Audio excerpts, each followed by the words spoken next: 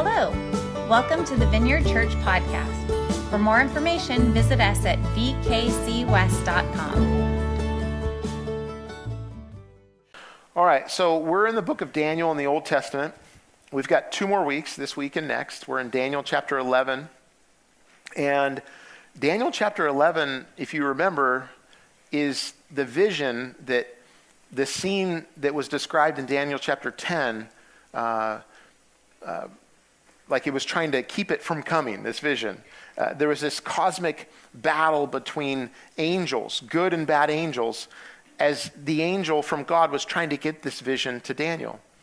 And you would ask, well, why would there be such a battle for this message to go through? And it's because what we read today is spoken so clearly. It is the most clear prophecy probably in the entire world and definitely in the Bible. There's probably 135 different prophecies that are spoken of here that were fulfilled,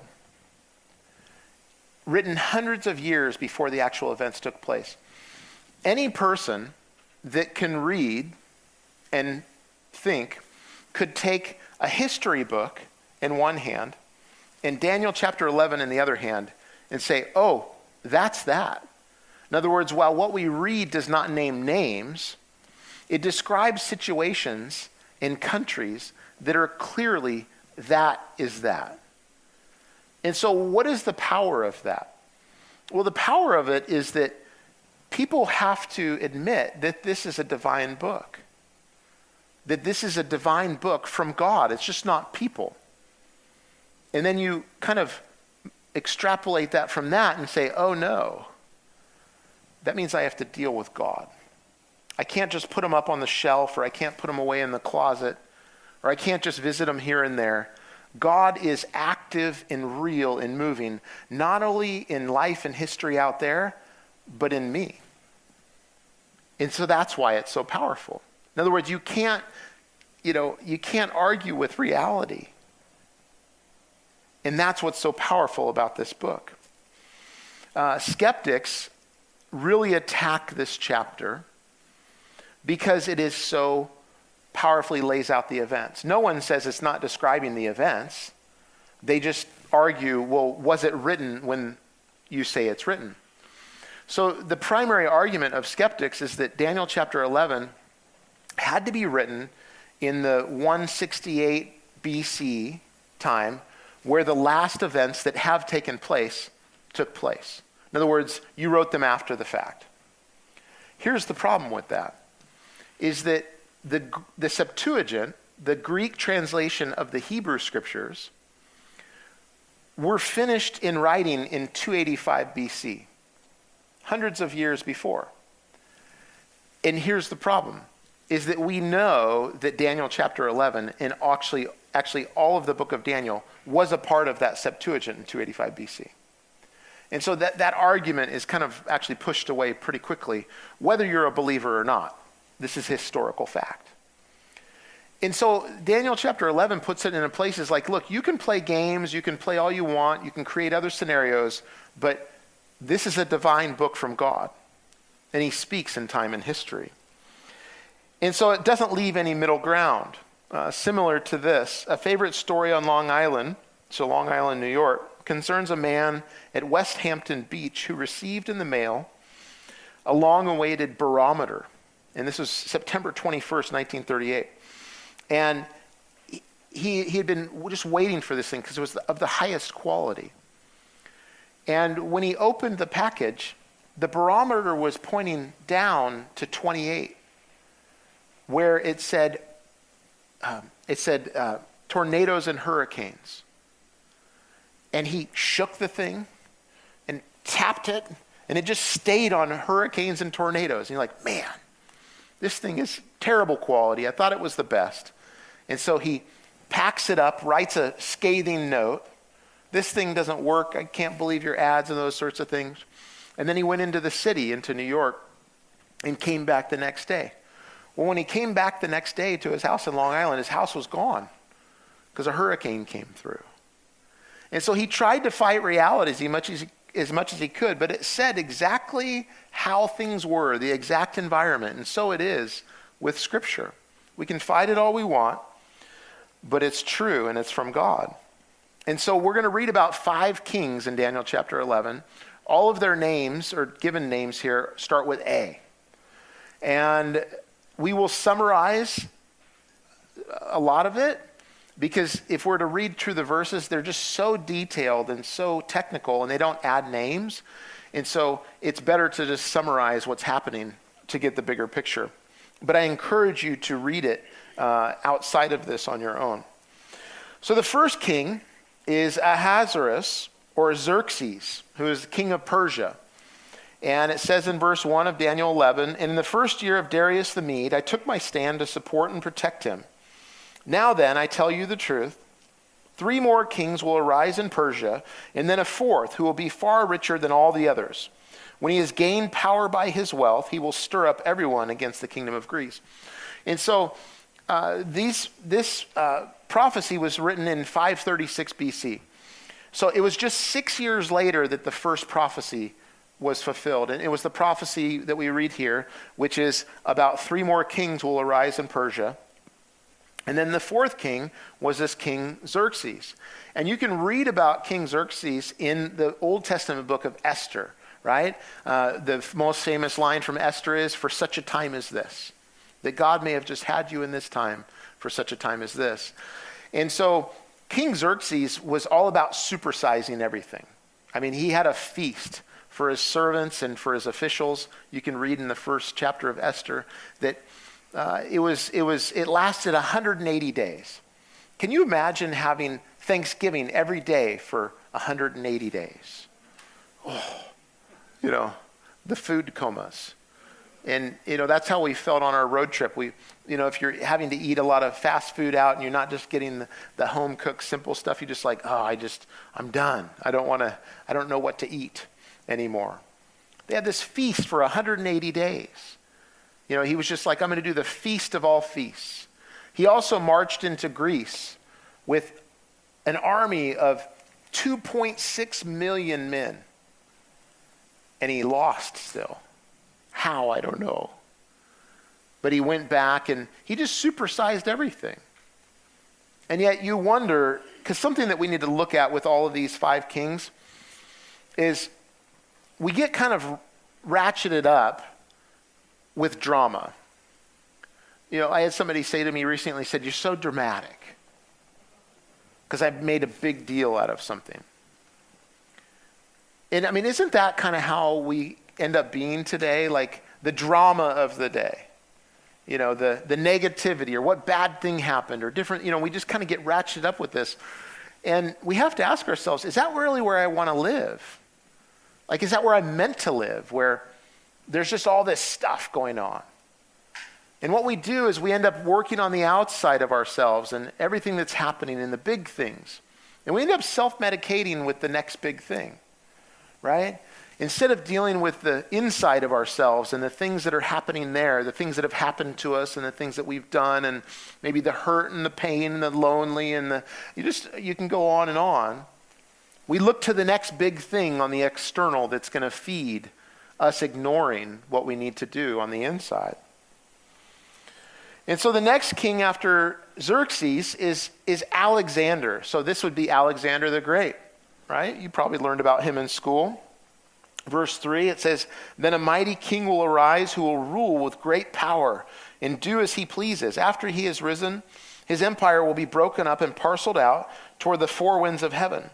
It will not go to his descendants, nor will it have the power he exercised, because his empire will be uprooted and given to others." So first we see about Alexander's great power.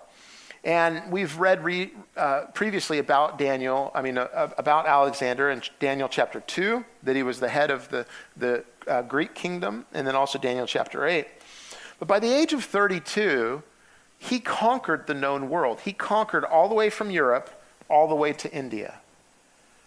And he ended up, it's reported, in his tent where he was in Babylon, weeping because he had nothing else to conquer. His whole identity was in conquering. And there was nothing else to conquer. He had conquered everything. And instead of finding deeper substance than what the real need of his soul was, it's reported that he became a drunkard, and he was very competent at promiscuity and just any sort of thing that would bring pleasure. That's what he wanted. That's what he lived for. And ultimately he died at 32. He conquered the whole world. I mean, he was the top of the top. And yet God was in his life too, right? Like we talked about a few weeks ago how God actually gave him a vision of the high priest of Israel before he got there, and then how he read about himself in the book. Like when he got to Jerusalem, he read in the book of Daniel himself. They showed it to him. And so he knew that there was God that knew him. And yet he couldn't turn his heart over because he lived for conquering. He lived for something else. Who knows what the great need was? But then came his breaking. It says in verse 4, after he is risen, so at the top of his reign, he died. His kingdom shall be broken up and divided towards the four winds of heaven. So history details that his kingdom went to four different generals. North, south, east, west was kind of similar to where it was. The two prominent ones were the north and the south kings, and they basically overtook the other ones. And so verse 6, we see, after some years, they will become allies. The daughter of the king of the south will go to the king of the north to make an alliance, but she will not retain her power, and he in his power will not last. In those days she will be betrayed together with her royal escort and her father and the one who supported her. So that's the word of God, Daniel chapter 11, and then here's history. History is that King Ptolemy from Egypt, King Ptolemy II, gave his daughter Berenice to Antiochus II of Syria to foster an alliance between these two countries. The problem is Antiochus II divorced his first wife and then took Berenice in as his wife, and then they had children. Well, at some point, his first wife, Laodice, she had Berenice and her child killed. And at some point, Antiochus remarried Laodice. I don't know if he did it out of fear or what. But he remarried her, and then after he remarried her, she killed him. And so, in other words, the alliance did not take. That's real life, and then based upon what we read in verse 6. But what happened is that then Berenice's brother took vengeance. That's why verse 7 through 8 say, one from her family line will arise to take her place. He will attack the forces of the king of the north and enter his fortress. He will fight against them and be victorious. He will also seize their gods, their metal images, and their valuable articles of silver and gold and carry them off to Egypt. For some years, he will leave the king of the north alone. So Berenice's brother, Ptolemy III, attacked and plundered Syria. This is written history. And one of the key things he did is he took their gods and all of their family traditions and things, and he took them back to Egypt. And so what this makes me think of is we're watching these big kind of snapshots of life and history and these things, and you see different kings come on, but these guys, they've passed, and then somebody else ruled in their place. And it made me think of fireworks, that are still going on, probably in your neighborhood too. And, if you think of a firework, everybody comes out to look at them, right? Boom, bang, bang, bah, and the smoke, and they grab tons of attention. But, after the smoke fades and after somebody runs out of their stock of fireworks, what do you see? If you look up, you see the stars. And the stars don't make a big bang, don't make a big boom, but they're really good at shining, maybe not as bright close to us, but they're there. And we have all kinds of people in our lives and throughout the world, whether they're artists. I mean, how many people, like songs you can remember, like, oh, that one song you play and you're like, well, I want to listen to another song they have. You're like, no, I don't. Because they have like the one hit wonder.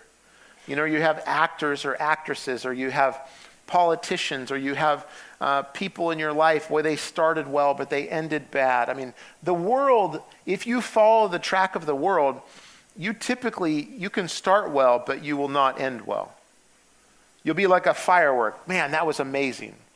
But then when the smoke fades, it's gone. And yet you look at the stars. The stars are the ones that are doing things the way God created. And so which sky do you want to shine brightly in? The one that's there for a moment in the pop, or do you want to be there for time after time after time and do things God's way? It's a good question for all of us. Now next in verse 10, Antiochus III, called Antiochus the Great, this is about 223, 187 BC.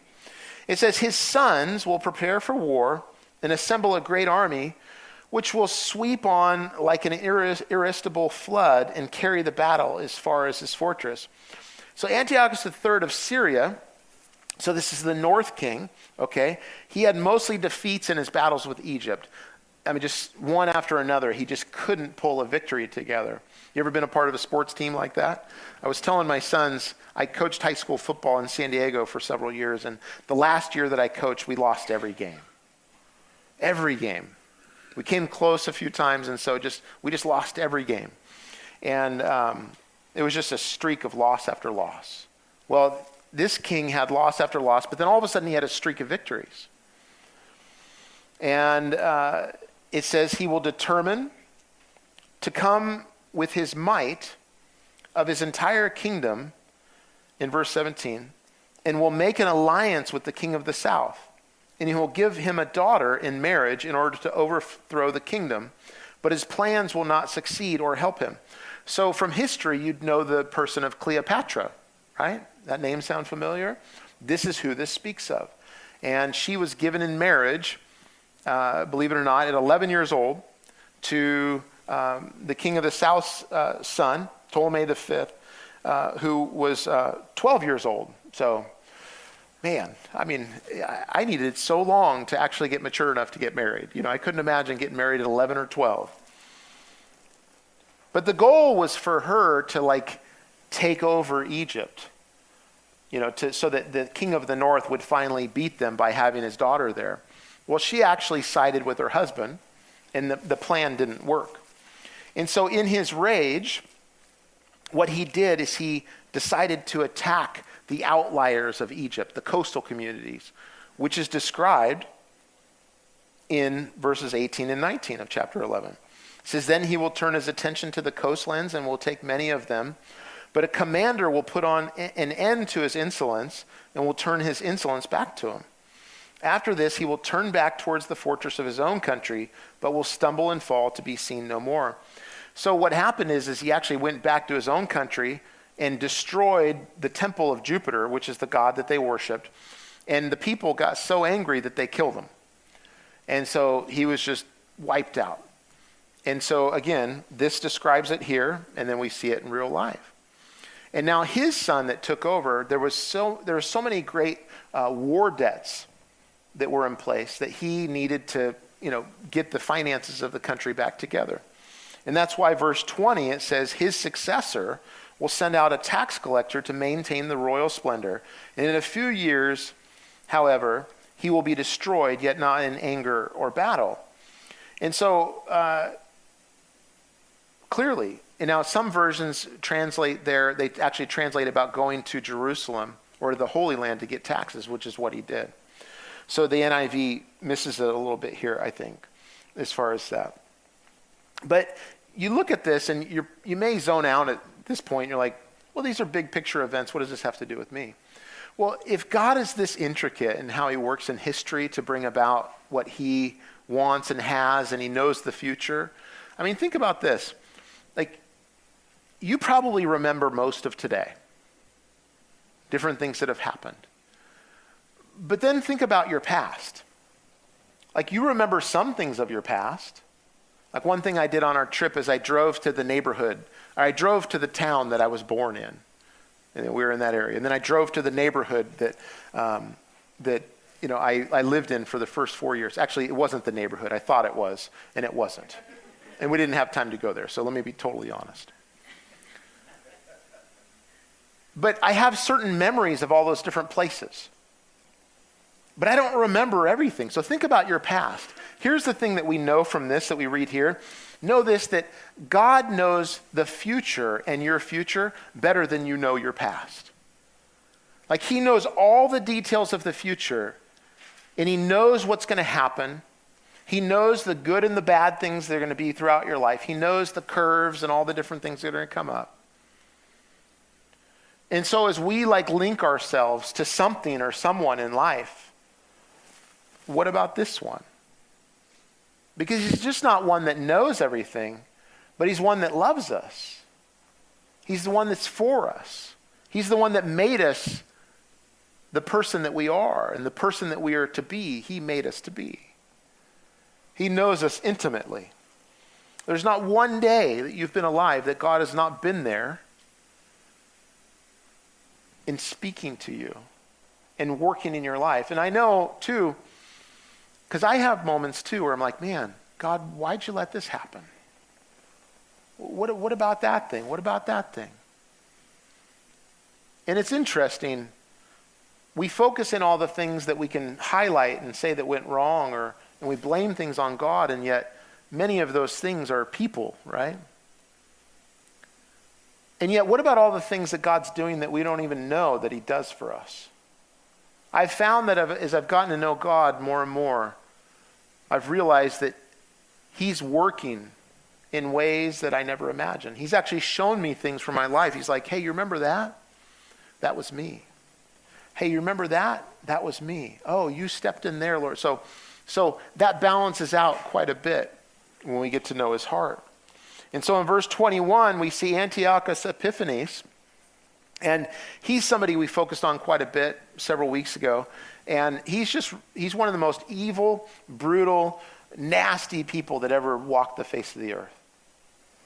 And he was really kind of shamed by the Romans. The Romans were coming to they were beginning to take great power, and as he attacked Egypt, he was turned away, and it was just, it was really bad for him, and he turned all of his anger and his fervor on the Jewish people.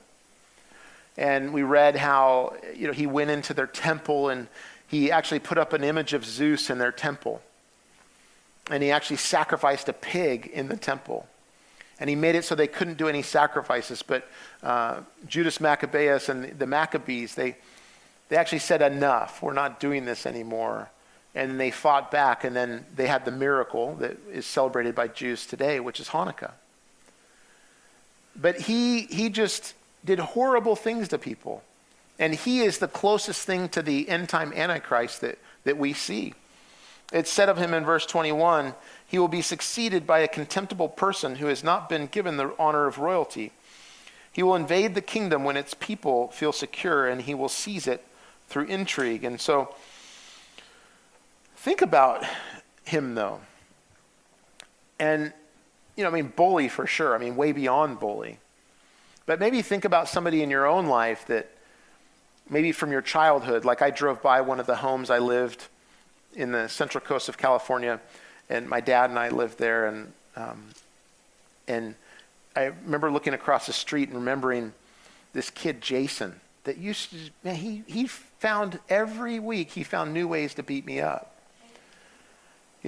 And I'm like, there's that spot, right? So I think of him and but think about somebody in your own life, past or present, or think of the most horrible things that people have done on the earth, and think of Antiochus Epiphanes here, and think about how different they would be if they had learned to receive love, or if they had learned to love. Like if they had developed those muscles instead of the muscles that they had. Because, isn't that the good news that we have as Christians? Isn't that the good news that Jesus has come to make things right between people and God, and then also people and people, that actually he can deal with our real stuff? I mean, if he can't deal with Antiochus, if Antiochus couldn't have been changed, then what are we doing? And if he can't change the real you and me, then what are we doing? Yet isn't that the truth and the good news? That Jesus has come and that he can change the real me. He can reach the real me. And the change that he makes is he increases our capacity to love and be loved. I mean, think of the greatest problems in your family or my family, or the greatest problems in your neighborhood or my neighborhood, or in our nation, in our states. Aren't the really root of things is that people lack the muscles to receive love or to love? That's at the root of everything, is that our ability to receive love and to give love. And so I wonder how he might have been changed if he had just received and given love. The next person and the last king is the Antichrist. And so everything that we just read through, and again, I encourage you to walk through those, everything we just read through has already happened. And it's written in history. And you say to yourself, well, okay, all right, I agree. But now here comes faith. Here comes like, well, wait a minute. Now there's a portion that hasn't happened yet. And it speaks of the last of the 5 kings, which is this person that's described as the Antichrist. A person that actually embodies really stuff that's in us. Say, what? In me? Yeah, I mean, the things I'll read to you that are descriptive of the Antichrist, they're all things that if we just take things to its end that we all have had our feet in the river of, we would end up this way too. The Antichrist is just unhindered and just does whatever he wants. And so you and I, if we just did that as well, it's also the picture of really ultimately just the way of the world. Like, hey, where does this train go? I'm hooked up. Where does this train go? This is where the train of the world goes, is it's embodied in this person. And so verse 36, it says, the king will do as he pleases. He will exalt and magnify himself above every god and will say unheard of things against the God of gods. He will be successful until the time of wrath is completed, for what has been determined must take place. So the Antichrist will do on a huge scale what all do apart from Christ. So he will do what he desires, just like, I'm just going to do whatever. Verse 36, he'll deify himself. I mean, isn't that what you and I would do, that if we just decided there's no God, well, I might as well just make myself God. He'll defy God. He'll disregard all religion. He'll rely on military power primarily. He'll war against nation powers. He'll acquire great wealth. But then now listen to this. This is key. He will be defeated and no one will help him. Think about that.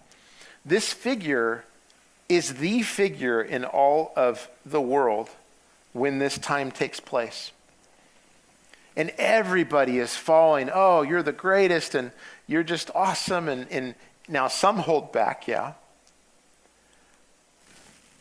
But everybody's just, you're the greatest, you're on top of the world. You're amazing, you can do whatever you want. But in his end, there's not one person that will help him. Isn't that a picture of just, if we just live our own way, if we just do our own thing, if we just got everything that we ever wanted, and yet you lose everything? He probably will say, is that it?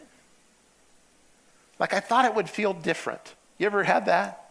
You reach a goal, or you get something, or you have something, or you get a new car, get a new house, get a new relationship, get money, or get just like, I thought it would be more substantial. I thought it would really anchor me.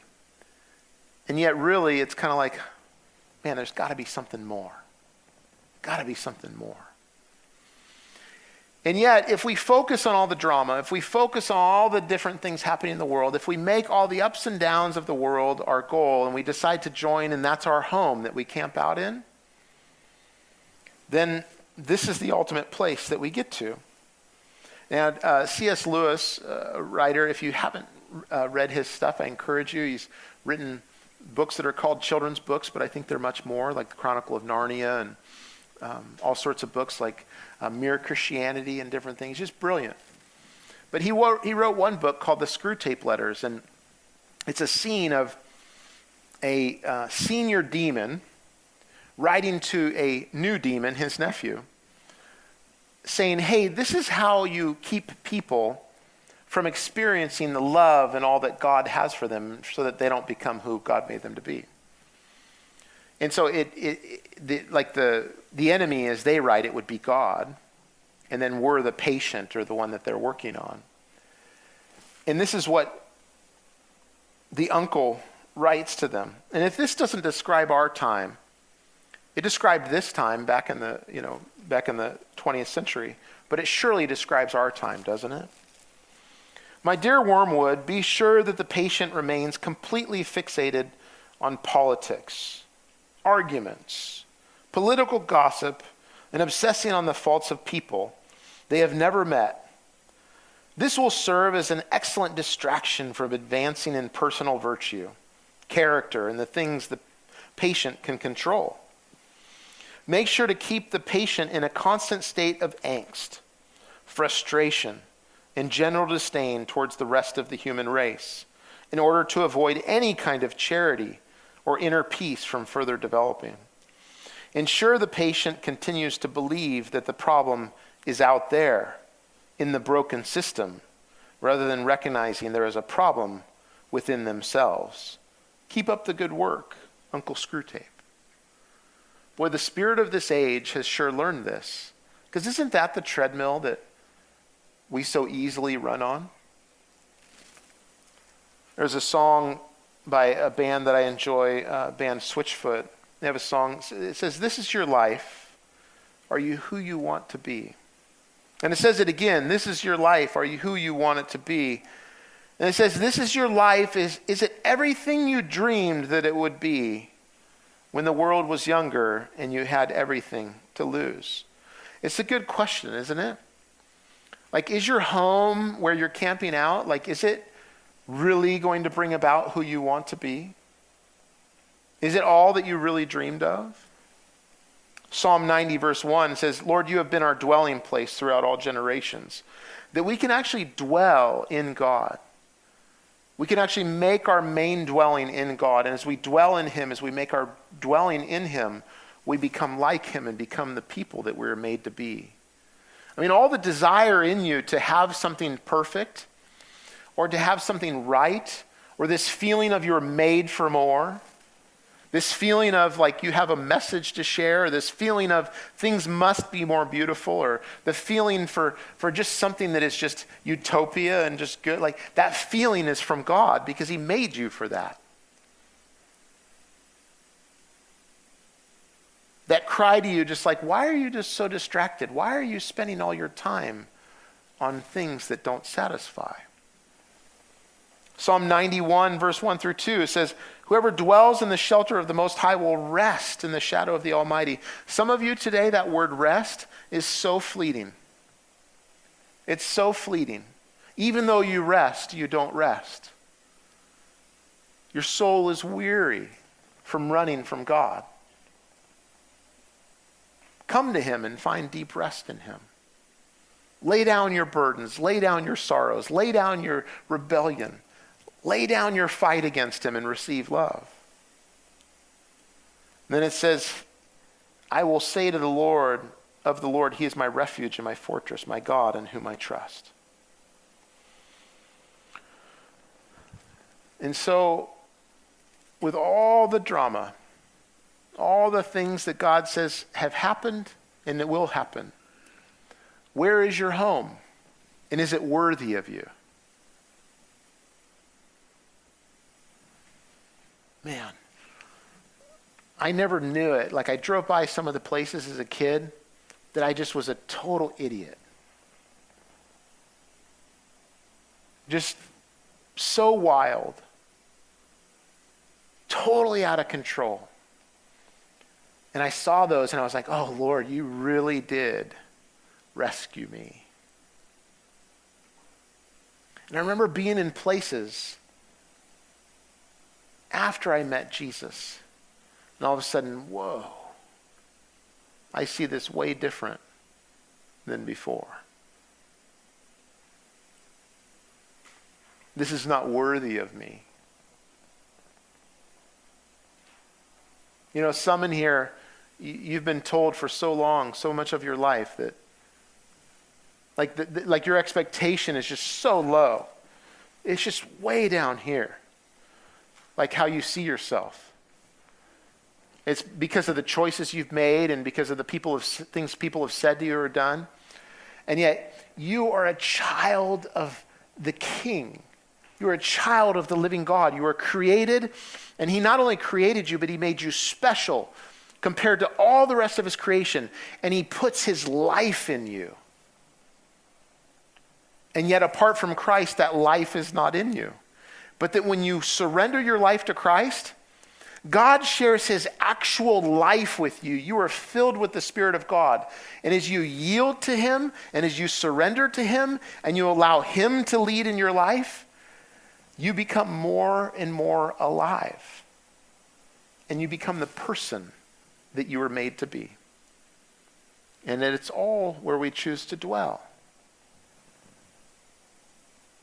You know, the enemy would have us just wallow in the mud. And yet God calls us much higher. David said he took him out of the miry clay and set his feet on a rock. And so have your feet set on a rock today. Make a decision for Christ today and then do it again tomorrow. And live for him. Lord, we thank you for your word. We thank you that you have set us apart for you, God, to live for you and to walk with you. And Lord, as we look at these things in many ways terrifying, God, and yet you are in the midst of them. And so, Lord, we lay down our stuff. You may do business with God right now. He calls you to freedom, and yet you can't bring your stuff. So lay down your stuff right now. Lay down the stuff you're worshiping. Lay down the stuff that seems bigger than him or more important than him. Lay it down. A simple way may say, God, anything and everything that keeps me from you, remove from my life. I lay it all down. And if you find that God is far away because of the burdens of life, just go through the list and surrender each thing to him. Lord, I give my health to you. Lord, I give my marriage to you. Lord, I give my children to you. Lord, I give my finances to you. Lord, I give my business to you. And as you do that, you'll feel yourself unburdened and joy can finally rise up within you. Because you're never meant to carry the things that you're carrying. He wants to carry them for you. Thanks for listening this week. If you are looking for ways to serve, give, or get connected, go to vkcwest.com.